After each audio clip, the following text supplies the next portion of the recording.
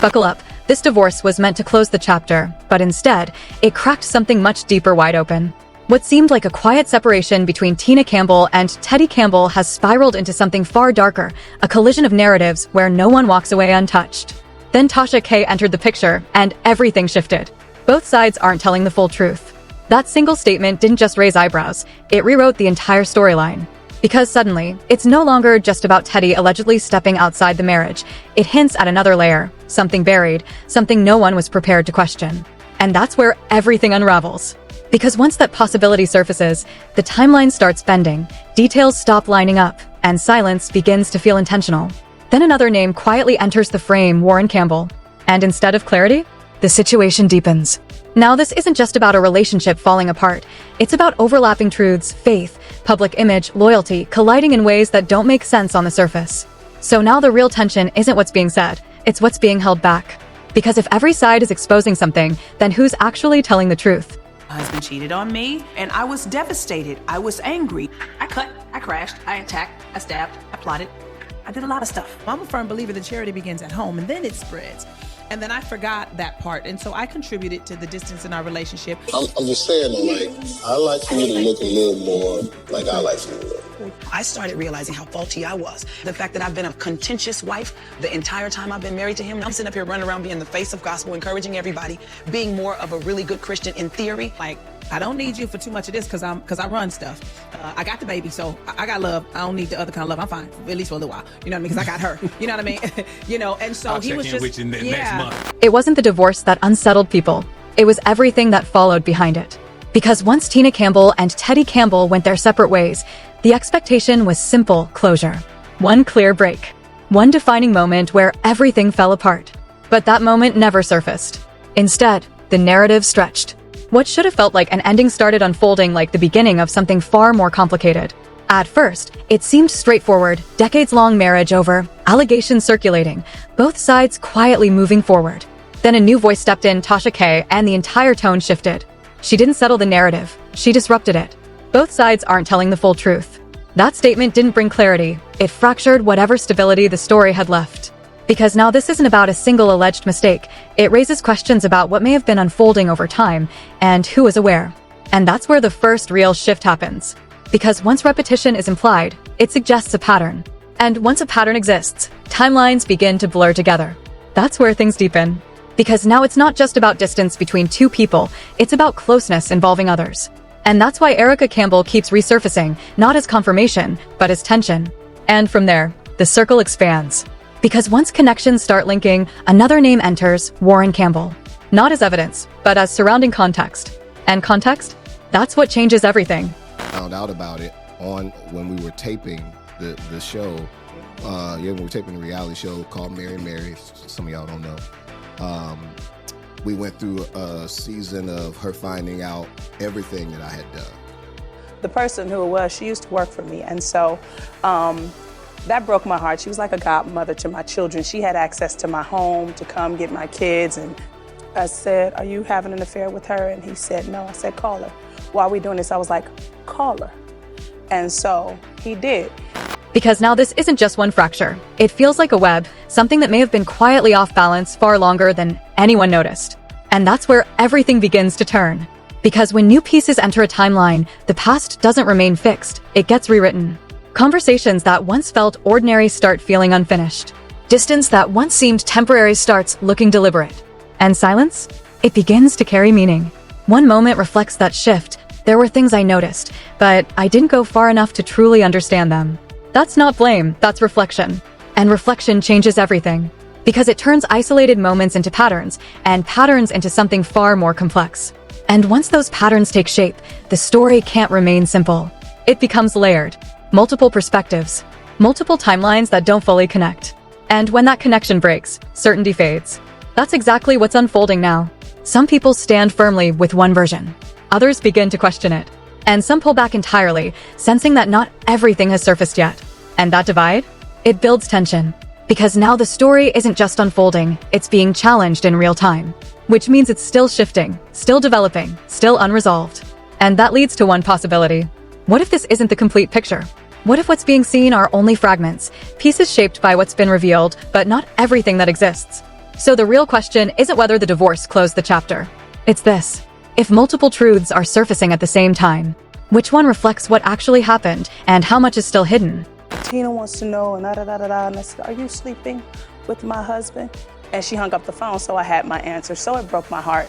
I destroyed 3 cars. I cut up and crashed up and tried to stab and plotted murders and all kind of crazy stuff because I was angry. Since then, I found out about more. And I don't want to hold on to somebody who I cannot trust. You see, I have been trying since the very beginning. The situation gets a little worse, and then I try to forgive, and it gets a little worse, and I try to forgive. You gonna keep adding people? You gonna keep adding people? You gonna keep adding people? I thought we had a good life just like everybody else watching. I was 190% committed to that man. And this is what you did every time I was gone? It didn't become clearer after the first wave of reactions. It became heavier. Because once the separation between Tina Campbell and Teddy Campbell settled into public view, the expectation was that the noise would fade. Instead, it intensified.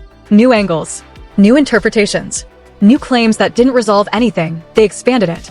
At first glance, the situation still appeared contained. A relationship ended. Allegations surfaced. A third voice disrupted the narrative. But that version didn't hold for long. Because once Tasha K suggested that both sides may be withholding pieces of the truth, the conversation shifted away from facts and into layers. And layers don't simplify anything. They deepen it. That's the first turn. Because now the story isn't about finding one clear version of events. It's about navigating multiple ones. Each incomplete. Each shaped by perspective. Each raising questions about the others. And that's where the central tension escalates. Because once you accept that more than one version may exist, every detail becomes unstable. What once felt clear becomes conditional. What seemed final becomes uncertain. One interview moment captures that shift. I thought I understood where things changed, but now I'm not even sure when it began. That uncertainty isn't dramatic on the surface, but it's critical. Because it suggests the breakdown didn't start where people believed it did. It started earlier, quietly, in ways that weren't fully recognized at the time. But then the narrative stretches again. Because once timing becomes unclear, proximity starts to matter. Who was present? Who was connected? Who existed within the same space during those shifting moments? And that's where the second turn begins. Because now the situation isn't confined to a single relationship dynamic. It involves intersections, connections that overlap. And I was like, what if I kill you first? He said. He said. No. This is what you said. You looked at me. You was mad because she was. She looked at me one time. She's like, "Don't you think you deserve to die?" And I was like, wow, I said, yeah. Ooh. I said, yeah. I said, the wages of sin is death. I said, if you kill me, I'm going to be with the Lord. Because I repented. But if you don't, I'm gonna make it. Which is why Erica Campbell remains central to the conversation, not as a confirmed conclusion, but as a point where multiple narratives converge. And from there, the circle widens. Because proximity doesn't stop at one connection. It links outward, bringing Warryn Campbell into the discussion, not as a resolution, but as an extension of the complexity. And that changes the scale again. Because now the story isn't just about what happened between two people. It's about how multiple relationships may have interacted within the same environment. And when interactions overlap, timelines blur. Clarity becomes harder to define. That's what makes this stage unstable. Because the narrative can no longer be reduced to a single sequence of events. It becomes a network. Multiple points, multiple paths, multiple interpretations of the same moments. That's where the backstory shifts again. Because when new context is introduced, earlier events don't remain isolated. They connect. Small inconsistencies begin to form patterns. Moments that once felt insignificant begin to carry weight. He said, if you don't, I'm going to get you back. Yeah, I'll make this up to you. He said, I broke it. if you divorce me, I'm going to pursue you till I get you Yeah, back. I did tell her. And I was like, I didn't know. And she knew I know meant it. exactly where we were in our house when that man said that. And I was like, he means it. He do to get me back. He did everything he said he was going to do. He did everything that he said he was going to do. So in the spirit, he ran to... Silences that once felt routine begin to suggest something withheld. Another statement captures that shift. There were moments that didn't add up. I just didn't have enough clarity to challenge them at the time. That's not contradiction. That's awareness. Awareness that arrives late, but reframes everything. Because once patterns begin to surface, they don't stay isolated. They move across the timeline, reworking not just single moments, but the entire sequence. And that's where the emotional weight intensifies. Because the more connections begin to form, the harder it becomes to hold on to a simplified version of events. Public reaction mirrors that pressure. Some align firmly with one perspective. Others begin to question its consistency. And some step back entirely, recognizing that too many pieces are still missing to draw a clear conclusion. And that divide doesn't settle anything. It stretches it further. Because now the narrative is no longer held by one version. It's shaped by multiple interpretations unfolding at once. That's where this story now exists. Where information isn't just being revealed, it's being processed, reconsidered, reconstructed in real time. And within that process, certainty becomes difficult to hold on to, which leads to a final possibility. Not a conclusion, but a theory. If timelines don't align cleanly, if multiple connections overlap without clear explanation, if each perspective raises more questions than it answers, then what's being seen may not be the full narrative. It may be fragments, pieces of something larger that hasn't fully surfaced yet. And that leaves one question still unresolved. If every new detail reshapes how the past is understood, are we actually getting closer to the truth? Or just deeper into a version of it that keeps changing? In 2013, where infidelity rocked the core of the family. It's all on you, Teddy. It didn't calm down after the second wave of claims. It intensified. Because by now, the divorce between Tina Campbell and Teddy Campbell wasn't the headline anymore. It was the backdrop. What people were now watching was something else entirely. A narrative that refused to stabilize. Fast context still tried to simplify it. A relationship ended. Allegations surfaced. A third voice complicated the picture. But that structure no longer held. Because each new layer didn't confirm the previous one. It redefined it. And that's where the hook becomes unavoidable. This isn't a story that's being clarified. It's a story that's being reinterpreted in real time. The first twist has already shifted the ground. The idea that both sides may be withholding something has made every version conditional. Not false, but incomplete. And incomplete narratives don't settle. They evolve. That's where the core drama deepens. Because now the question isn't what happened. It's how many versions of what happened exist at the same time. And that's a different kind of instability. One moment captures that shift. I'm not trying to win a narrative. I'm trying to understand what I was actually part of. That's not a defensive statement. It's reflective. And reflection introduces doubt. Not accusation, but uncertainty. But then the narrative expands again. Because once uncertainty enters, context becomes critical. Who was present? Who was connected?